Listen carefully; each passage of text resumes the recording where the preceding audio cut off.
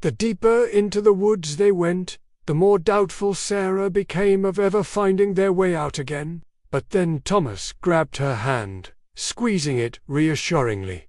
"Don't worry, love, we'll find our way out soon," he said with a smile. "I can feel it."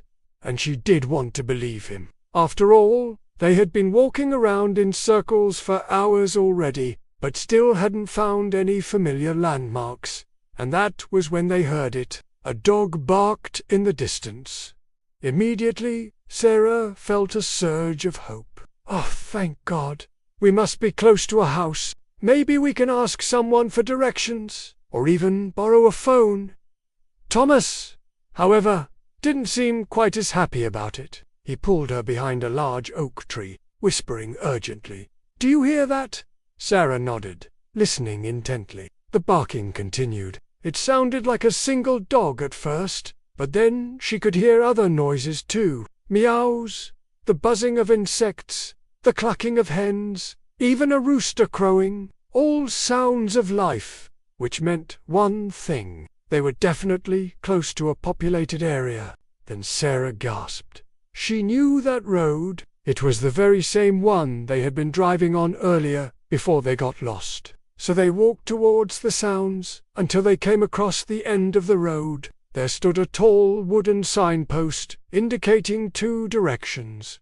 One read Lost Nation, the other Silent Village. Beneath each name was a small arrow, pointing to the correct road. Then beside the sign, Sarah spotted a dirt road leading off into the trees. "Look, Thomas, that's the road we were looking for," she said excitedly, relieved to have found their way out of the forest. Thomas, however, frowned. "That doesn't look right," he said suspiciously, squinting his eyes as he tried to peer through the thick foliage. But Sarah wasn't listening. She walked straight towards the opening in the trees, eager to escape the oppressive darkness of the forest and get back to civilization. As they approached, the air grew heavy with the smell of freshly baked bread and flowers.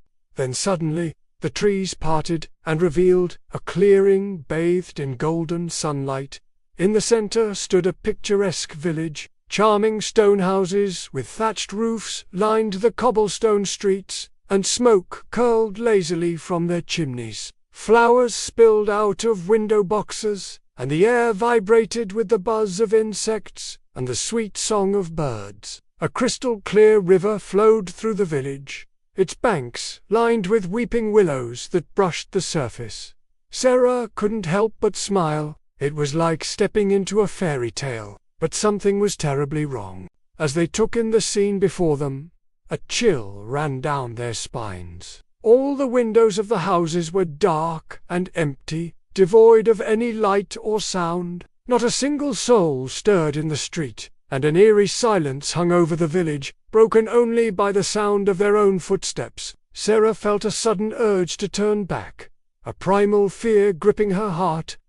But it was too late. The moment they stepped into the village, the entrance vanished behind them, swallowed by the dense undergrowth. Panic surged through her veins as she realized they were trapped. Then she saw them. Dozens of figures lined the rooftops, peering down at the newcomers with vacant stares. Sarah froze, her blood turning to ice in her veins. Each face was twisted into a silent scream. Their mouths stretched wide in grotesque parodies of laughter, their eyes bulging and soulless. Some were frozen mid-step, forever trapped in their silent screams. Others clutched at their throats as if choking on an unseen terror, their limbs contorted in silent agony, their bodies locked in an eternal dance of fear and despair. It was a macabre tableau, a silent symphony of suffering that echoed the villagers' eternal torment. Sarah felt a choked sob rising in her throat,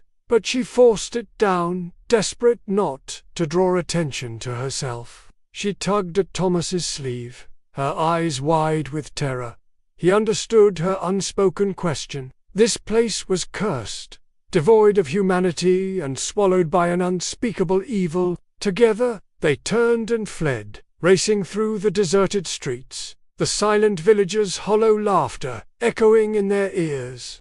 The narrow alleys seemed to twist and turn endlessly, offering no escape from the nightmare that pursued them, each turn leading them deeper into the labyrinth of torment, their breaths echoing their mounting terror. Then, just when they thought they might actually escape, the silent village revealed its most terrifying secret. The road ahead ended abruptly, plunging into a deep ravine. The ground cracked and crumbled beneath their feet, offering only a terrifying choice. On one side, the gaping abyss yawned, promising a swift and agonizing end. On the other, the path ahead vanished, swallowed by the encroaching shadows of the silent, tormented villagers. The closer they got, the more their skin crawled. An invisible terror pressed against them, freezing their blood and stealing their breath. The stench of decay filled their nostrils, a grim reminder of the fate that awaited them.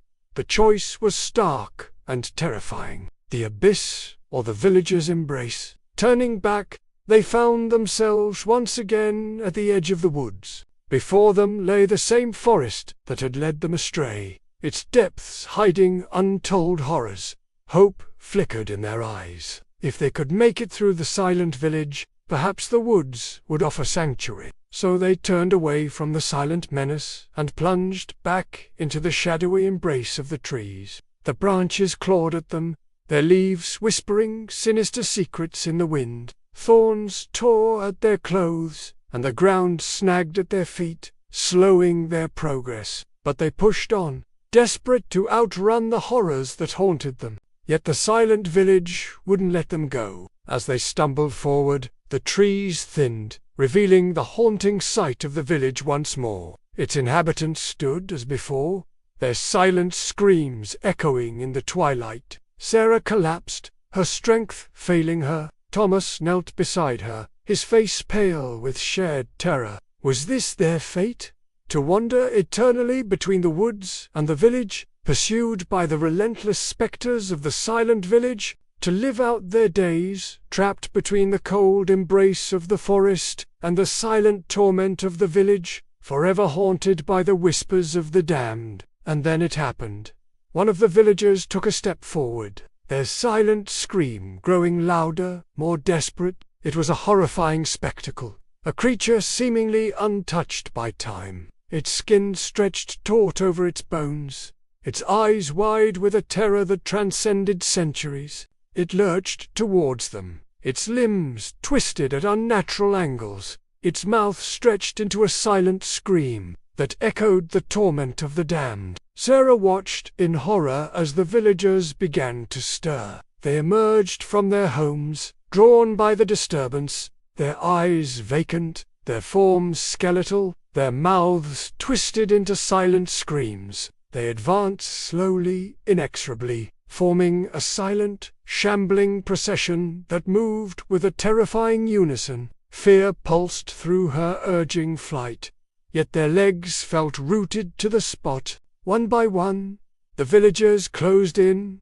their hollow eyes boring into them, their silent screams a cacophony of despair. Sarah felt a cold dread grip her heart as she recognized the truth. Escape was futile. They were trapped in the silent village, condemned to join its tormented inhabitants in an eternity of silence and suffering. With each step closer, the villagers became more animated, their movements less stiff, their eyes gleaming with a disturbing life. It was as if they were awakening from a long slumber, stirred by the intrusion into their silent world. Their leader, the gaunt figure with skin like stretched parchment, raised a skeletal finger, pointing directly at the couple. His eyes burned with a cold fire, his silent scream reaching a fever pitch. The others mirrored his movements, their fingers curling and unfurling in unison.